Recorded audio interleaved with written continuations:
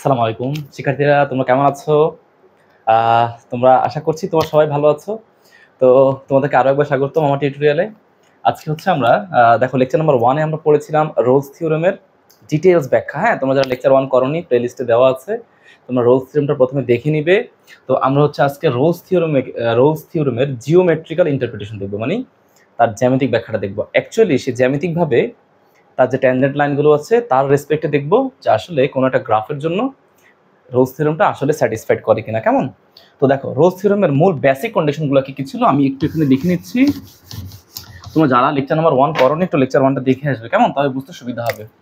তো দেখো কন্ডিশনগুলো ছিল এরকম যে এফএক্সটা আমি যদি একটা ধরে নিলাম y = এফএক্স কোনো একটা ফাংশন, এবং এই ফাংশনটা হচ্ছে a, b ক্লোজড ইন্টারভালের মধ্যে হচ্ছে কন্টিনিউয়াস, সে হবে কন্টিনিউয়াস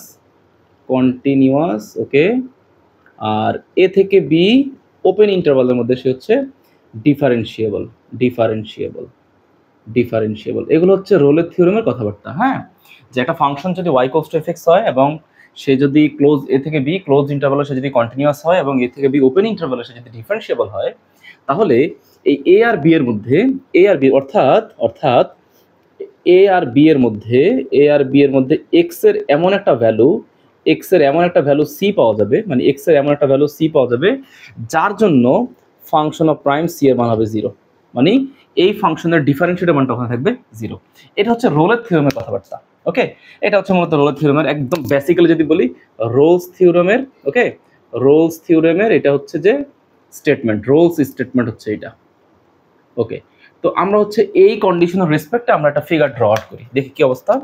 একটা ফিগার ড্র আউট করলাম। ও এখানে রোলস থিওরেমের মধ্যে একটা সুন্দর কথাবার্তা আছে, সেটা হচ্ছে যে রোলস থিওরেমের মধ্যে আরো একটা কথা বলছে যে ফাংশনটা এই বাউন্ডারি ভ্যালুর মধ্যে ফাংশনটা অবশ্যই কি হইতে হবে, ফাংশনটার এই যে লোয়ার লিমিট, এই যে যদি এ পয়েন্ট এবং বি পয়েন্টে ফাংশনটা কন্টিনিউয়াস হয় তাহলে function of A equals two কত হইতে হবে, ফাংশন অফ বি হইতে হবে। ওকে, তো আমরা এগুলো সব কিছু একটা ডায়াগ্রাম এঁকে বোঝার চেষ্টা করতেছি। কেমন?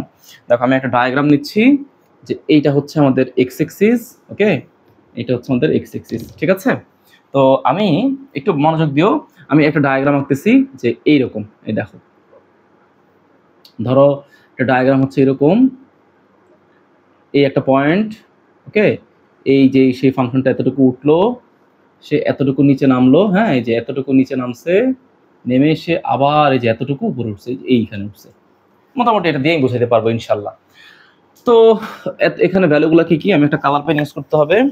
আচ্ছা, আমি ধরে নিচ্ছি যে এইটা হচ্ছে আমাদের y = fx ফাংশন, হচ্ছে এইটা। কেমন? এটা হচ্ছে y = fx ফাংশন। এইবার আবার আমি মার্ক করে দিচ্ছি, এইটা হচ্ছে আমাদের সেই x = a পয়েন্ট।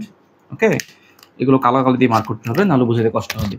এটা হচ্ছে x = a পয়েন্ট, আর এই যে পয়েন্টটা, এই পয়েন্টটা, ওকে, এই পয়েন্টটা হচ্ছে আমাদের x = b পয়েন্ট। আমি ফাংশনটা এমনভাবে ড্র করেছি যে এইখান থেকে এইখানকার লেংথ যতটুকু, এইখান থেকে এখানকার লেংথ ঠিক ততটুকু, মানে এই দুটোর লেংথ সমান। তাহলে এটা কতটুকু হবে বলতো ছেলেমেয়েরা? এটা হবে ফাংশন অফ এ।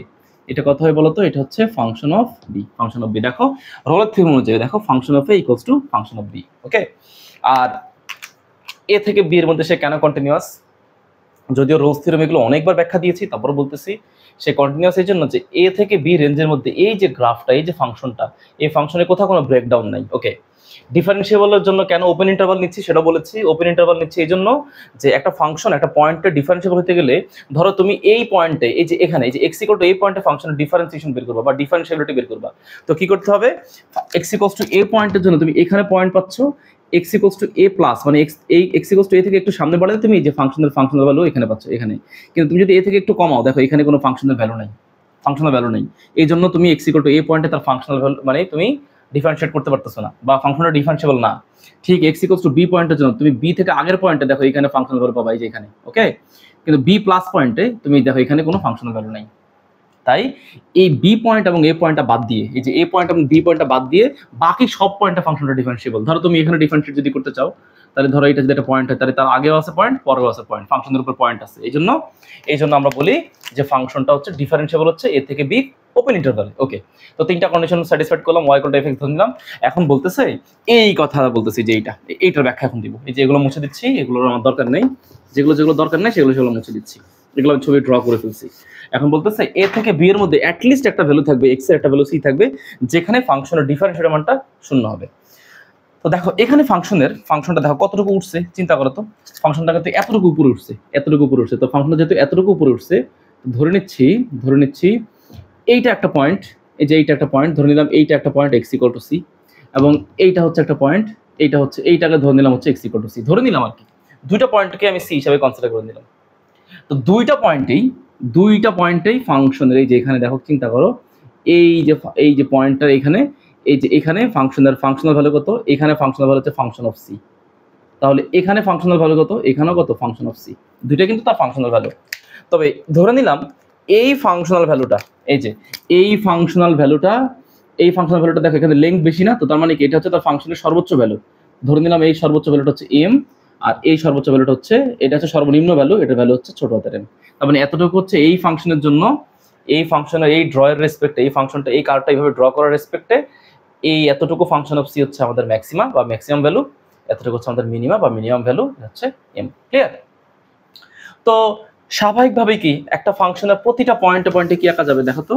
আচ্ছা, তাহলে এই কথাগুলো স্যার একটু লিখে নিচ্ছি। হ্যাঁ, লিখে নিচ্ছি যে দেখো, যে দেখো ব্যাখ্যাটা এরকম যে late y equals to fx ba, let y equals to fx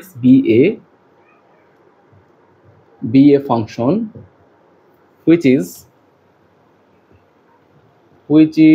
continuous, ফাংশনটা কন্টিনিউয়াস। দেখো স্যার যে কথাগুলো বলছে সেগুলো লিখবো, সে কোন কোন পয়েন্টে কন্টিনিউয়াস, এ থেকে বি পুরো এর মধ্যে সে continuous, which is continuous in the closed interval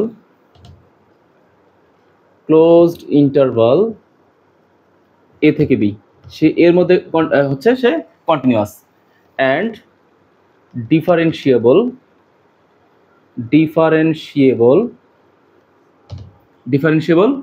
in a comma b. Okay, differentiable in a comma b. Here function of a equals to function of b. Okay, function of a equals to function of b. তো এখানে ধরো যেহেতু গ্রাফটা আছে, তাহলে লিখতেছি from figure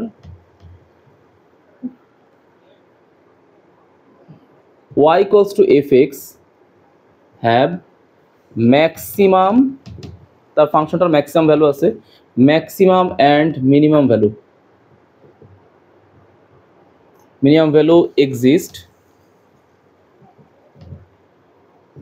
at, কোন কোন পয়েন্টে এক্সিস্ট করতেছে, ধরে নিলাম এই যে এই পয়েন্টে ফাংশনের ম্যাক্সিমাম ভ্যালুটা এক্সিস্ট করতেছে, এই পয়েন্টটা হচ্ছে পি পয়েন্ট, আর এখানে পয়েন্টটা কত, পয়েন্ট হচ্ছে ধরে নিলাম কিউ পয়েন্ট। ওকে, তো y equals to fx have maximum and minimum value exist at p and q point respectively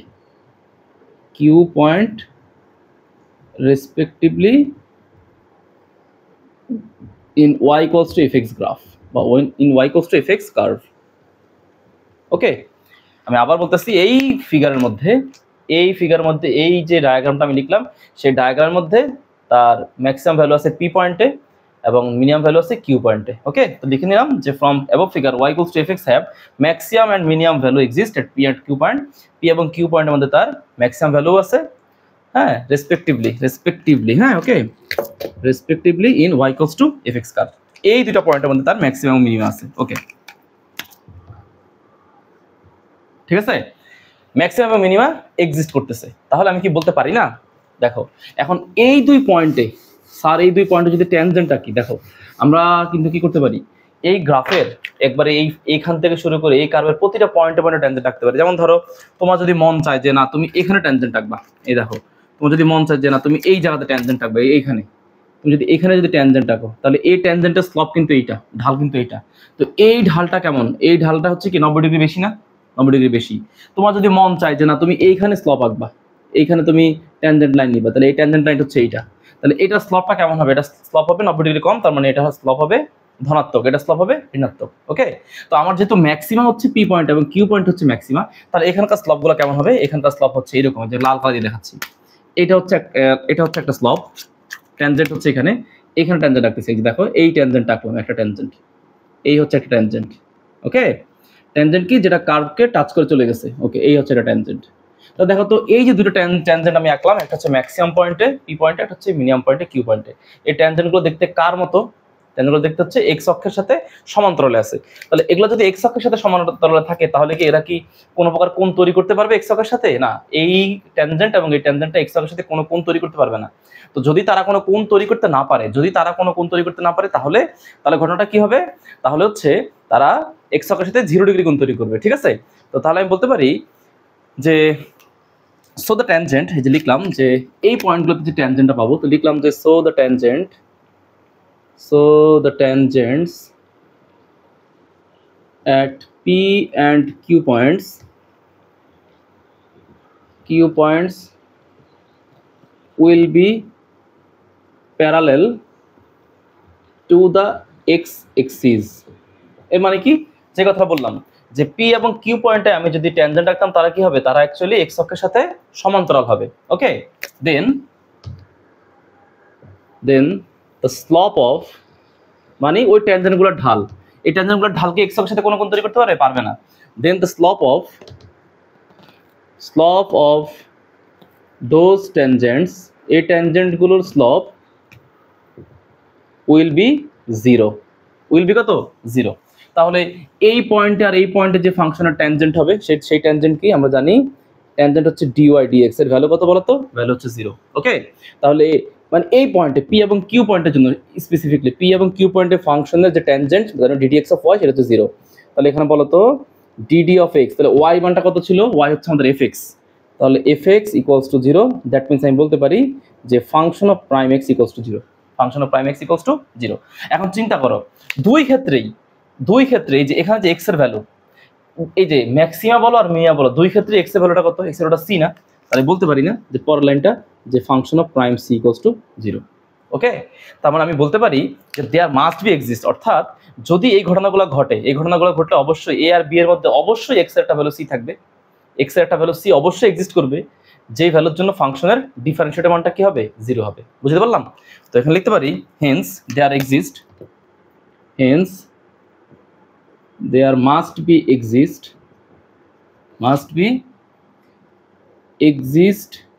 at least a point of, এই সি পয়েন্টটা কার? এই সি পয়েন্টটা কিন্তু এই সি পয়েন্টটা কিন্তু এক্স এর, at least a point c of x, মানে there exist at least a point c, মানে একটা পয়েন্ট c এক্সিস্ট করবে। কার পয়েন্ট? সেটা হচ্ছে x এর point. there must be exist at least a point c of x such that function of prime c is equals to 0, হয় আর c এর পরিচয়টা কি? c এর পরিচয়টা হচ্ছে, c এর কন্ডিশনটা কি? c হচ্ছে b থেকে ছোট, ওকে, b থেকে ছোট আর a থেকে হচ্ছে কি? বড়। এই হচ্ছে আমাদের রোলসের থিওরেমের জিওমেট্রিক্যাল ইন্টারপ্রিটেশন। বুঝতে পারলাম? তো মোটামুটি যতটুকু আমি লিখেছি এতটুকু কথা, মোটামুটি গ্রাফটা তুমি বুঝলে তুমি নিজের মন মতো করে নিজের ভাষা দিয়ে এটাকে লিখতে পারবা। গ্রাফটা বোঝার তো জরুরি। তো আমি আবার গ্রাফটা আরেকবার অ্যানালাইসিস করে দিচ্ছি, আরেকবার বুঝিয়ে দিচ্ছি।